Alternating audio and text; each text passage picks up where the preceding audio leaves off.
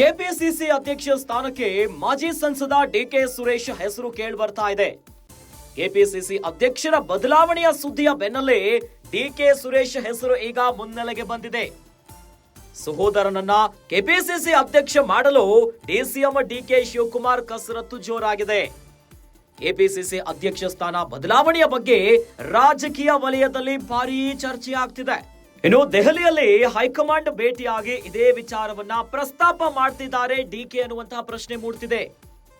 ಸಹೋದರ ಡಿಕೆ ಸುರೇಶ್ಗೆ ಅಧ್ಯಕ್ಷ ಸ್ಥಾನವನ್ನ ಕೊಡಿಸಲು ದೆಹಲಿಯಲ್ಲಿ ಲಾಬಿ ನಡೀತಾ ಇದೆಯಾ? ಈಗಾಗಲೇ ಕೆಪಿಸಿಸಿ ಅಧ್ಯಕ್ಷ ಸ್ಥಾನದ ಮೇಲೆ ಅನೇಕ ಆಕಾಂಕ್ಷಿಗಳ ಕಣ್ಣಿದೆ. ಸತೀಶ್ ಜಾರಕಿಹೊಳಿ, ಎಂಬಿ ಪಾಟೀಲ್, ಈಶ್ವರ್ ಖಂಡ್ರೆ, ಇನ್ನು ರಾಜಣ್ಣ ಈ ಪೈಪೋಟಿಯಲ್ಲಿದ್ದಾರೆ. ಕೈ ನಾಯಕರ ಪೈಪೋಟಿಯ ನಡುವೆ ತಮ್ಮನನ್ನ ಅಧ್ಯಕ್ಷ ಗಾದಿಗೇರಿಸಲು ಬಂಡೆ ಪ್ಲಾನ್.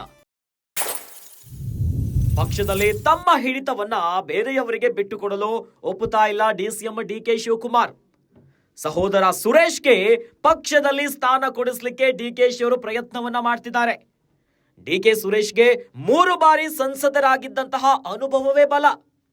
ರಾಜ್ಯದ ವಿಚಾರವಾಗಿ ಕೇಂದ್ರದ ವಿರುದ್ಧ ಹೋರಾಟಕ್ಕೆ ಸೂಕ್ತ ನಾಯಕ. ಕನ್ನಡದ ಬಗ್ಗೆ ಒಲವು, ಇನ್ನು ಚನ್ನಪಟ್ಟಣದ ಗೆಲುವಿಗೆ ಪ್ರಮುಖ ಪಾತ್ರವನ್ನ ವಹಿಸಿದ್ದಾರೆ.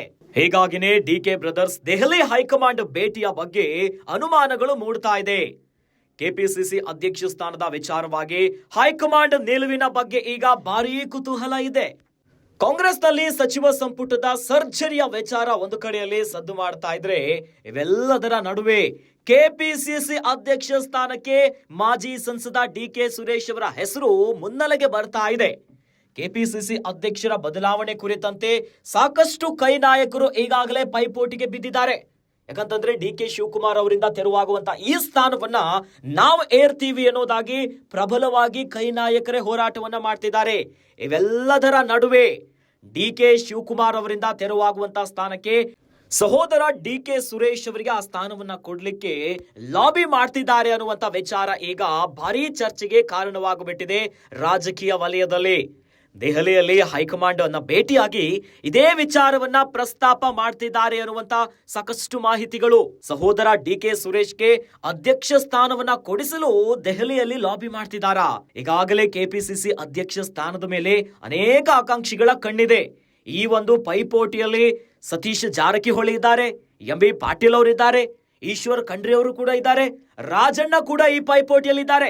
ಈ ಎಲ್ಲ ಕೈ ನಾಯಕರ ಪೈಪೋಟಿಯ ನಡುವೆ ತಮ್ಮನನ್ನ ಅಧ್ಯಕ್ಷ ಗಾದಿಗೇರಿಸಲು ಬಂಡೆ ಪ್ಲಾನ್ ಮಾಡ್ತಿದ್ದಾರಾ? ಈ ಮೂಲಕವಾಗಿ ಪಕ್ಷದಲ್ಲಿ ತಮ್ಮ ಹಿಡಿತ ಬೇರೆಯವರಿಗೆ ಬಿಟ್ಟುಕೊಡಬಾರದು ಅನ್ನುವುದಾಗಿ ಡಿಕೆ ಶಿವಕುಮಾರ್ ಅವರು ಕಸರತ್ತನ್ನ ಮಾಡ್ತಿದ್ದಾರಾ ಅನ್ನುವಂತ ಪ್ರಶ್ನೆ ಈಗ ಭಾರಿ ಕುತೂಹಲಕ್ಕೆ ಕಾರಣವಾಗ್ಬಿಟ್ಟಿದೆ. ಇನ್ನು ಡಿಕೆ ಸುರೇಶ್ ಅವರನ್ನ ನೋಡಿದ್ರೆ 3 ಬಾರಿ ಸಂಸದರಾಗಿ ಅನುಭವ ಇದೆ. ಇನ್ನು ರಾಜ್ಯದಲ್ಲಿ ಬೈ ಎಲೆಕ್ಷನ್ ಅಲ್ಲಿ ಹೈ ವೋಲ್ಟೇಜ್ ಕ್ಷೇತ್ರವಾಗಿ ಗುರುತಿಸಿಕೊಂಡಿದ್ದು ಚನ್ನಪಟ್ಟಣ ಕ್ಷೇತ್ರ.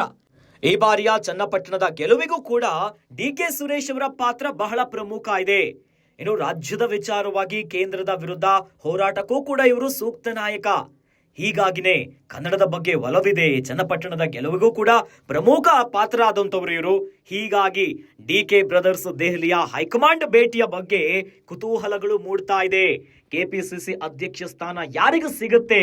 ಬಹಳಷ್ಟು ಪೈಪೋಟಿಯ ನಡುವೆ ಈಗ ಡಿಕೆ ಸುರೇಶ್ ಅವರ ಹೆಸರು ಮುನ್ನೆಲೆಗೆ ಬಂದಿದೆ. ಹೀಗಾಗಿ ಕೆಪಿಸಿಸಿ ಅಧ್ಯಕ್ಷ ಸ್ಥಾನದ ವಿಚಾರವಾಗಿ ಹೈಕಮಾಂಡ್ ನಿಲುವಿನ ಬಗ್ಗೆ ಈಗ ಕುತೂಹಲಗಳು ಮೂಡಿದೆ.